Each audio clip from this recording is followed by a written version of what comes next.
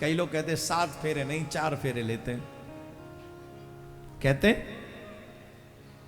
बोलो बोलो, प्रचार करते हैं लोग, 7 फेरे नहीं लेने चाहिए। बोले कितने फेरे ले? वो 4 फेरे लेने चाहिए। लेकिन हम भूल जाते हैं ब्रह्मा जी ने भी श्री किशोरी जी और श्याम सुंदर को 7 फेरे दिलवाए। कितने? जोर से बोलो। 7 फेरे दिलवाए ब्रह्मा जी ने प्रिया प्रीतम को। तो 7 फेरे जायज है, 7 फेरे लेने चाहिए, प्रमाण है इसका। 7 फेरे 7 वचन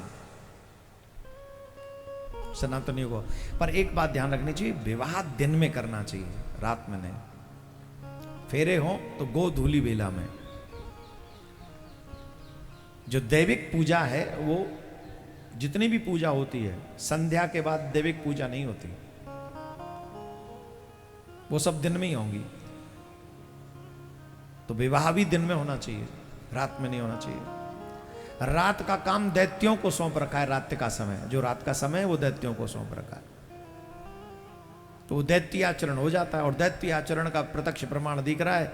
कोई डिब्बे में मिल रहा है, कोई गाड़ी के टायर के नीचे मिल रहा है, और कोई छत से ऊपर से गिर रहा है, कोई ताई के संग भाग रहा है, कोई चाचा के संग भाग रहा है। सब सिस्टम खराब है। ये दैत्य प्रभाव है, ये दैत्य परंपरा है।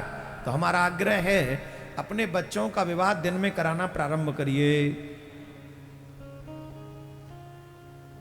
सारे देवताओं के कार्य दिन में होते हैं, इसलिए अपने बच्चों का विवाह दिन में भी प्रारंभ कराई, दिन ही में होना चाहिए।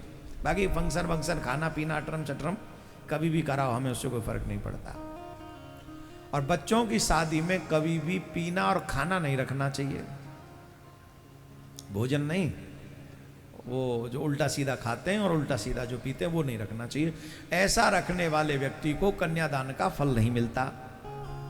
जो व्यक्ति अपनी बेटी के विवाह में, बेटे के विवाह में मदिरा पान कराता है, मांस भक्षण कराता है, उसे कोई फल नहीं मिलता उस यज्ञ का।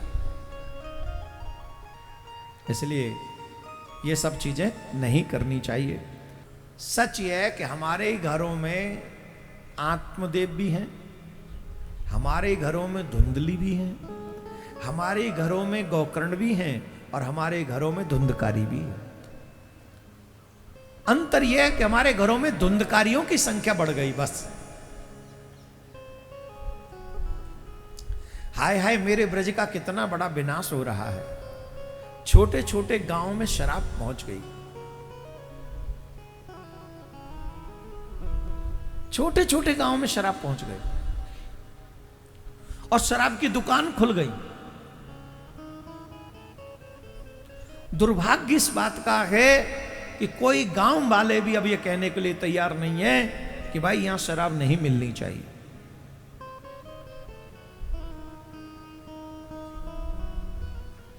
और सरकारें भी ऐसी आ रही हैं कि पहले तो जहां कस्बे में एक आध दुकान होती थी, वहां गांव में दुकानों पे दुकान खुल रही हैं।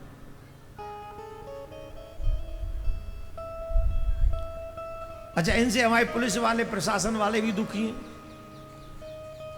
रोटी खाने को नहीं है फिर भी पी के आता है, पी के आता है तो अपनी घरवाली से लड़ता है, बच्चों से लड़ता है। और जब घरवाली से लड़ेगा तो घरवाली बच्चे किसको फोन करेंगे? 100 नंबर पे फोन करेंगे। 100 नंबर पे फोन करेंगे तो कौन परेशान होगा? किसको अंदर करोगे? दोनों ही तो एक ही घर के हैं।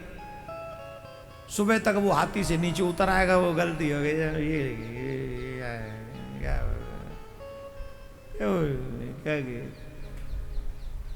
और थानेदार को 2 मारना पड़े, बढ़ देवी से लड़ता है। मैं कहा अबे, फिर घर वाली से पूछा जाता है कहां लड़ाई है, तो मना कर रहा है। तब वो घर वाली वीडियो दिखाती है, ये देखो। तब उसे होश आता, अच्छा मैं लड़ा था। अरे तू तो जानती है भगवान, रात में मैं होश में कहां था, तू मैं कहां था रात को, तुम्हें कोई और ही था। तो रात में कोई और था, उसे कराने वाली कौन? वो शराब। जो व्यक्ति मदिरा पान करता है उसकी मति भ्रमित हो जाती है, वो नष्ट हो जाता है, वो कभी अच्छा सोच नहीं सकता, वो अच्छा कर नहीं सकता, और जब अच्छा करेगा ही नहीं तो फिर उस व्यक्ति का कल्याण, उसका परिवार का कल्याण कैसे होगा, उसका पालन पोषण कैसे होगा। सरकारें तो इस चक्कर में है कि इससे अर्निंग होती है, सबसे ज्यादा इनकम इसी से होती है। अरे भाड़ में जाए ऐसी इनकम जो मेरे घरों का नाश करे, मेरे संस्कारों का नाश करे, ऐसी इनकम पे हम आग मारे, चूल्हे में जाए ऐसी इनकम। अरे जब हम ही नहीं बचे, हमारे संस्कार नहीं बचे, तो इस इनकम का क्या करें? खाएंगे क्या इसको बैठ के? क्या करेंगे बोलो?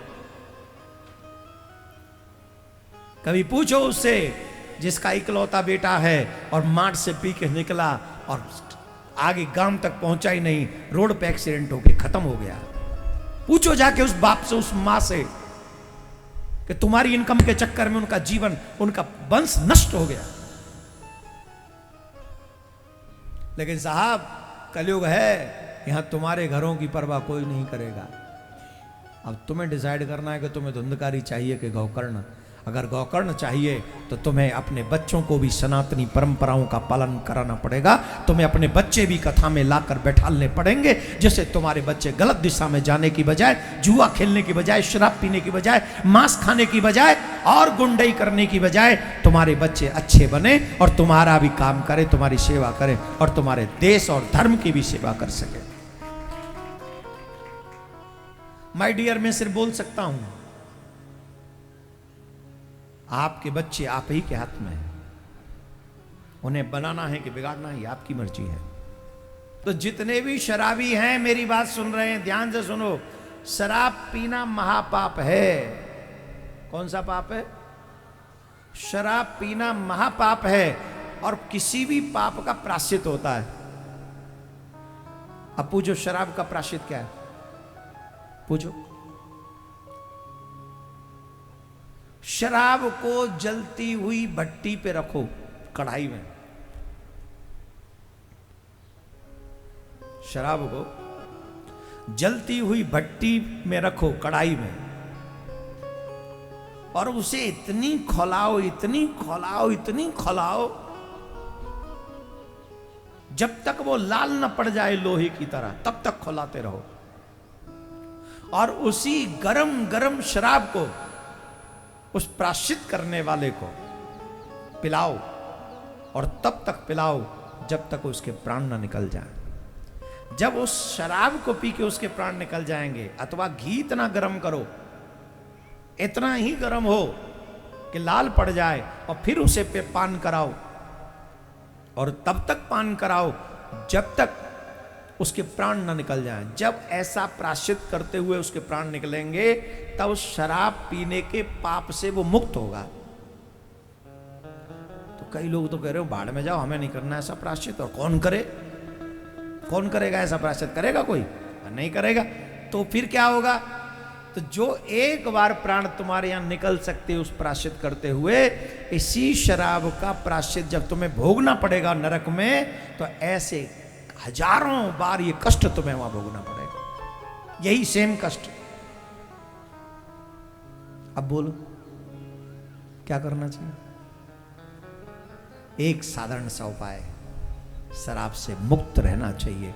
हम भी शराब से दूर रहें, हमारे बच्चे भी शराब से दूर रहें। हमें ऐसा कोई पाप नहीं करना चाहिए जिसके कारण हम ठाकुर जी की नजर में पापी घोषित हो जाएं, पापिष्ट साबित हो जाएं। ऐसा पाप नहीं करना चाहिए।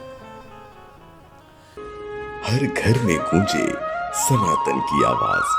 वीडियो को लाइक करें, शेयर करें और चैनल को सब्सक्राइब करना ना भूलें।